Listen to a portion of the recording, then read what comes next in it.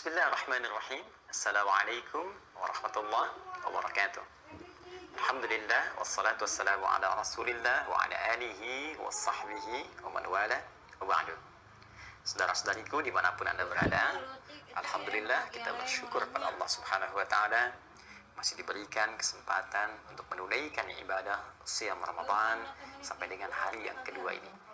Kita bermohon kepada Allah semoga seluruh ibadah yang telah kita tunaikan dari sejak kita mengawali siam Ramadan sampai hari ini berkenan diterima oleh Allah Subhanahu wa taala. Baik, hari ini kita akan coba lanjutkan bahasan di pertemuan yang lalu tentang anugerah yang Allah akan limpahkan bagi seseorang yang berpuasa Ramadan dengan maksimal sesuai dengan ketentuan syariat dalam Al-Quran dan petunjuk Rasulullah Sallallahu Alaihi Wasallam. Selain ia akan mendapatkan limpahan mulia saat kembali kepada Allah di akhirat dengan spesifik surga yang Allah namai langsung pintu surganya melalui lisan Nabi Sallallahu Alaihi Wasallam bernama Ar-Rayyan itu, maka ia pun berpeluang mendapatkan bonus dunia dengan limpahan ampunan dari semua dosa yang pernah dikerjakan sejak ia mulai balik sampai detik ia menunaikan puasa dengan sempurna sesuai dengan petunjuk Allah dan Rasulnya. Karena itu, mari segera kita kembali kepada hadis yang disampaikan Nabi dan dikutip oleh Al-Imam Al-Bukhari dalam kitab sahihnya, Kitab Siyam nomor hadis ke-38. Kita coba bacakan kembali, kemudian kita sambungkan dengan bahasan yang kemarin telah kita selesaikan untuk kita sempurnakan di pertemuan kali ini. Baik, kita kembali ke hadis Nabi Sallallahu Alaihi Wasallam. Saya coba uraikan dulu dengan pembahasan yang telah kita uraikan di pertemuan lalu. Man shama Ramadana, siapapun, baik lelaki, perempuan, besar, kecil, tua, muda, tanpa batas, sekat-sekat dunia, sepanjang ia beriman kepada Allah Subhanahu wa taala dan memenuhi kualifikasi untuk menunaikan ibadah siam. Shama Ramadana, ia menunaikan puasa di bulan Ramadan. Kalimat ini menjadi pembeda dengan puasa-puasa yang ditunaikan selain Ramadan. Jadi ketentuan ini hanya berlaku untuk di bulan Ramadan saja. Imanan wa ihtisaban, ia tunaikan puasa di bulan Ramadan ini dengan penuh kekuatan iman yang diwujudkan dengan meningkatkan dan memperbanyak kualitas amal solehnya. Tingkatkan kuantitasnya, tambah dari mulai fardu, tambah dengan sunnah, kemudian isi dengan kualitas yang lebih baik. Bukan sekedar dia bertakbir sampai dengan salam, tapi mencoba memahami apa yang ia bacakan dan merenungkan dari setiap apa yang ia gerakan, ia bacakan, ia tilawahi, sehingga lebih mendekatkan dirinya dengan Allah Subhanahu wa taala. Kembali, siapa yang menunaikan puasa Ramadan dengan penuh kekuatan iman yang dibuktikan dengan meningkatkan amal solehnya, salatnya meningkat, puasanya bagus, baca Qurannya meningkat, sedekahnya meningkat seperti yang telah kita bahas di pertemuan yang lalu, wahtisaban, dan ia ukur-ukur amalannya dijaga supaya ikhlas ditunaikan karena Allah Subhanahu wa taala. Tarawihnya ikhlas, bukan karena orang lain tarawih saya lantas tarawih. Baca Al-Qur'annya ikhlas, bukan karena dapat info orang sudah 1 juz saya pengen 2 juz. Sedekahnya ikhlas, bukan karena motif tertentu, baik ria, sum'ah ataupun yang lainnya. Ria ingin dilihat orang, sum'ah ingin didengar orang, atau motif-motif lain selain karena Allah Subhanahu wa taala. Jika mampu dikerjakan dengan kekuatan iman dan ikhlas, ghufira lahu ma taqaddama min dzambi, maka ia berpeluang diampuni seluruh isun mausul, ya yadullu alal jama', ya, huruf sambung konjungsi menunjuk pada satu keadaan bentuknya jama', luas, banyak sifatnya, ya, jadi seluruh diartikannya, seluruh taqaddama min dzambi, dari dosa-dosa yang pernah ia kerjakan di masa lalunya. Masya Allah, ya, ada orang yang tidak pernah bebas dari kesalahan tentunya. Yang ini menarik, dia banyak berbuat salah sehingga melahirkan dosa, namun berpeluang ketika dia puasa, dosanya diampuni oleh Allah Subhanahu wa taala. Tak terlukiskan sejak kita mulai balik berapa kali mata kita menatap yang keliru, telinga mendengar yang salah, lisan bercakap yang tidak benar sampai ke ujung kaki. Dan ternyata ada waktu begitu kita menunaikan puasa, mengerjakan sesuai ketentuan, seketika Allah berkenan mengampuni seluruh dosa yang dikerjakan oleh anggota tubuh kita ini. Nah, bahasan kita berhenti di pernyataan ini pada pertemuan yang lalu. Sekarang kita akan masuk kepada detail selanjutnya. Bagaimana ciri orang yang mendapatkan bonus ampunan Allah ini, sehingga dia bisa melihat keadaan dirinya sudah terbebas dari dosa dan kesalahan yang telah diampuni oleh Allah Subhanahu wa Ta'ala. Baik, inilah inti pembahasan kita dalam kultum kali ini. Secara singkat kita akan tanyakan, ya Allah, kalau saya ingin mengetahui apakah dosa saya telah diampuni, puasa saya diterima, kesalahan saya dihapuskan, bagaimana cara mengukurnya? Baik pemirsa, mari kita lihat pelan-pelan. Kalau kita kembali kepada ketentuan Al-Quran, orang-orang yang diampuni dosanya, maka disifati oleh Al-Quran dengan kalimat yang singkat tapi padat. Itu taba, ya, taba yatubu taubatan. Taba, ini kata kerjanya, yatubu taubatan, taubat. Ya, ini sifatnya. Dan sudah diserap ke dalam bahasa Indonesia dengan nama taubat. Secara sederhana, taubat itu kembali. Ya, saya ulang, taubat itu kembali. Jadi, kalau saya ilustrasikan begini, ketika Anda berjalan ke satu tujuan misalnya, ya, mohon maaf, Anda akan ke Bandung misalnya, ya, posisi dari Jakarta. Saya dari Jakarta akan ke Bandung. Harusnya jalan yang ditempuh ini. Tapi tiba kemudian, ia salah jalan. Nah, maka jika ia ingin menuju tempat yang benar, tujuan yang telah ditetapkan, secara gampangnya ia mesti kembali ke jalan yang benar. Ya, jalan yang lurus tadi, yang telah ditunjukkan, maka ketika kembali ke jalan yang benar ini akan mudah ia mencapai tujuannya. Nah, dalam bahasa Arab, ketika seseorang kembali menuju hal yang benar, bukan sekedar kembali. Ya, karena kembali bahasa Arabnya banyak. Ada itu kembali, raja itu pulang, balik. Tapi taba khusus, kembali untuk menuju jalan yang benar, yang mengarahkan kepada nilai-nilai kebaikan. Maka ketika Anda kembali untuk menuju jalan yang benar, dan diikuti petunjuk dengan benar, maka itu yang disebut dengan taubat. Pekerjaannya disebut dengan taba yatubu, ya, sifatnya disebut dengan taubat. Ada orang yang diminta oleh Allah berbuat soleh. Soleh kamu ya, soleh. Soleh, berbuat hal kebaikan yang dibenarkan oleh Allah Subhanahu wa Ta'ala. Telinga soleh, dengar yang baik-baik. Lisan soleh, berkata yang baik-baik. Pandangan soleh, menatap yang baik-baik. Ternyata pandangan ini pernah salah lihat. Pendengaran pernah keliru mendengar. Lisan pernah salah bertutur. Dan dia ingin kembali berbuat soleh. Dari yang salah, ingin menjadi soleh. Maka bagaimana caranya? Ya, maka kata Allah sederhana, kembalikan fungsinya. Dari yang salah, tinggalkan yang salahnya, balikan kepada yang solehnya. Maka dari itu, ketika disebutkan kalimat tobat dalam Al-Quran, ada rumus yang sangat indah disampaikan dengan tuturan berikut. Quran, surah keempat, An-Nisa, ayat ke-17. Ya, Allah sampaikan, perhatikan ini standar taubat dalam Al-Quran. Innamat taubatu 'alallahi. Innamat taubatu 'alallahi. Sungguh taubat yang diterima oleh Allah itu hanyalah sebagai berikut. Jadi kalau ada kata innama itu diartikan hanya, ya, jadi ada batasan. Disebut dengan adatul hasri, sesuatu yang menunjukkan batas. Ya, seperti kalau kita mau zakat mal, itu hanya boleh disalurkan ke 8 golongan. Di luar itu tidak boleh, kecuali golongan tersebut memiliki sifat dari yang 8 itu. Ini disebutkan di Quran surah ke-9 At-Taubah ayat ke-60.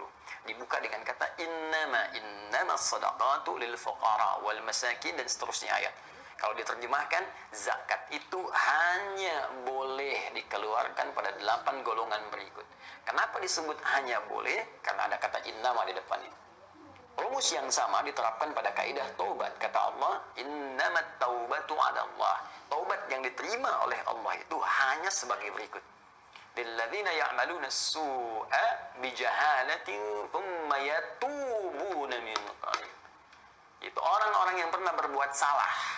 Su itu salah, jamaknya sayyi'at. Su, itu salah.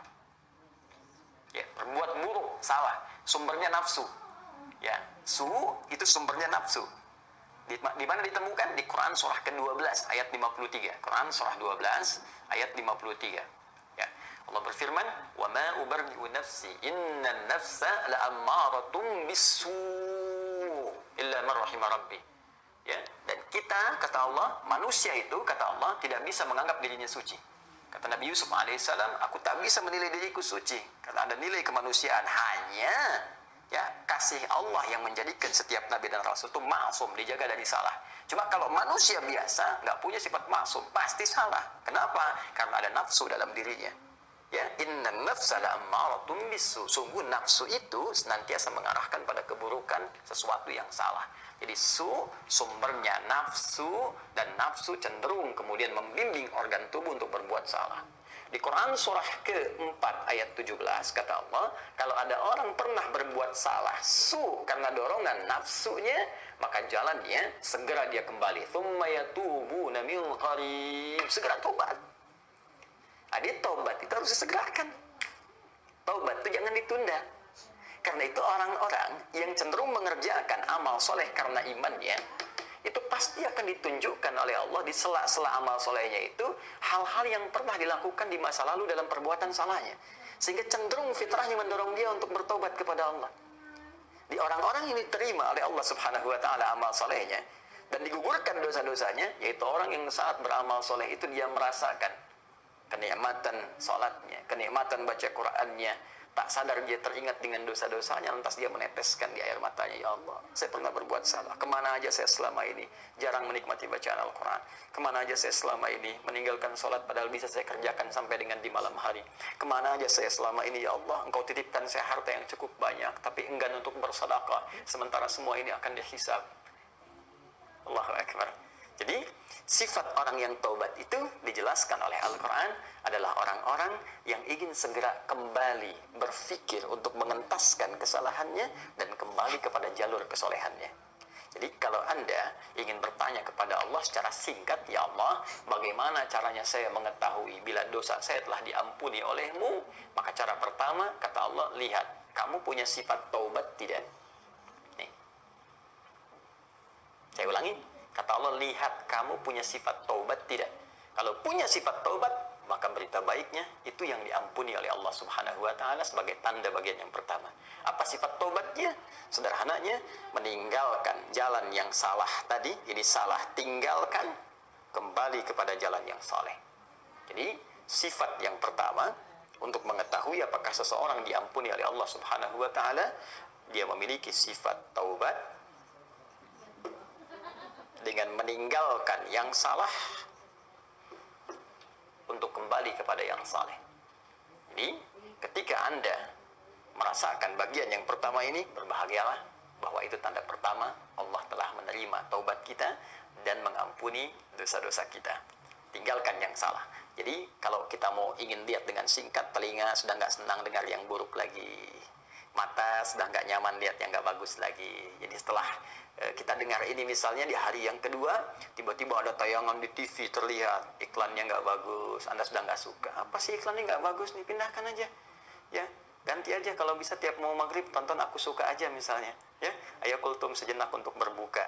Nah, jadi yang Anda lihat itu acara-acara yang bagus, acara-acara tentang penghafal Quran, acara-acara tentang orang meningkatkan sholat, ya buka aurat sudah nggak suka lihatnya, yang terdengar buruk sudah nggak mau didengar. Ini tanda pertama. Ketika Anda bisa meninggalkannya, tanda dari Allah bahwa taubat kita diterima oleh Allah.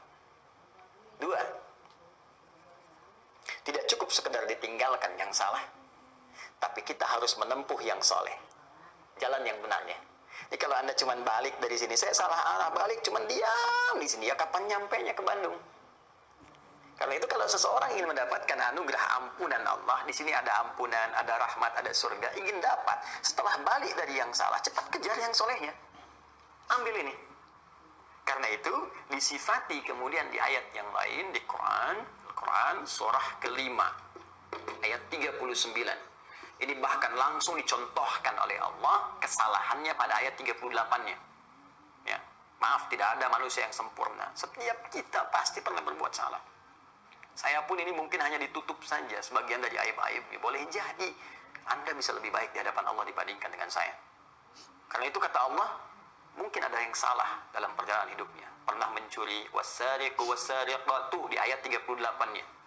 Ayat 38-nya Allah berbicara tentang jenis pelanggaran, kesalahan-kesalahan berupa pencurian, korupsi, mencuri dengan semua namanya. Itu kan cuma dibedakan dengan istilah saja.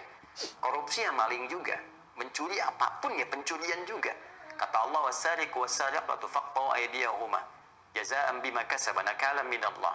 Ya, para pencuri itu, lelaki atau perempuan, ya, berikan pelajaran yang membuat dia mengerti bahwa itu salah. Berikan pelajaran yang tegas, potong tangannya. Kalau tak berlaku hukum itu, maka buat hukum yang ketat sehingga tangan terpotong. Ya, maksudnya tangan tidak punya peluang lagi untuk mencuri. Kalau memang hukum potong tangan itu secara real belum bisa diterapkan, bikin hukum yang ketat, tafsirkan majazi. Seketat-ketatnya hukum supaya tangan terpotong untuk berbuat pencurian, untuk berbuat yang salah. Ya, naikkan hukumannya, kuatkan, tingkatkan ancamannya. Itu poinnya. Jadi kalau koruptor misalnya tahu kalau korupsi tembak mati nih, maka tangannya tidak akan tergerak misalnya untuk mencuri. Ya, demikian seterusnya. Tapi yang paling menarik, kata Allah, tidak ada orang yang sempurna dalam hidupnya. Kalaupun Anda pernah berbuat salah dan diberikan jalan untuk kembali, maka yang paling indah, lihat ayat 39-nya. Faman taba min ba'di zulmihi. Siapa yang ingin kembali, taba, ingin balik, mimba di zulmi, setelah dia berbuat salah sehingga menggelapkan keadaan hidupnya. Orang salah itu hidupnya gelap, gak enak. Karena itu takut kelihatan orang. Dia lebih senang dengan kegelapan, ya. Karena kalau terang takut kelihatan orang. Itu bahasa kiasan yang indah. Nah, poinnya wa aslaha yuslihu, kemudian memperbaiki diri menuju yang saleh. Ya, ingat kaidah pembahasan kita di ilmu bahasa, kalau ada tambahan kata aslaha yuslihu, tasrifnya kan ditambah hamzah dari kata saluha yasluh, saleh. Ya, aslaha berusaha untuk saleh. Jadi syarat yang kedua, orang yang diterima tobatnya oleh Allah, diampuni dosanya setelah dia meninggalkan yang salah, dia berusaha bergegas menuju yang saleh. Maksudnya mengganti perbuatan salah dengan fungsi yang soleh.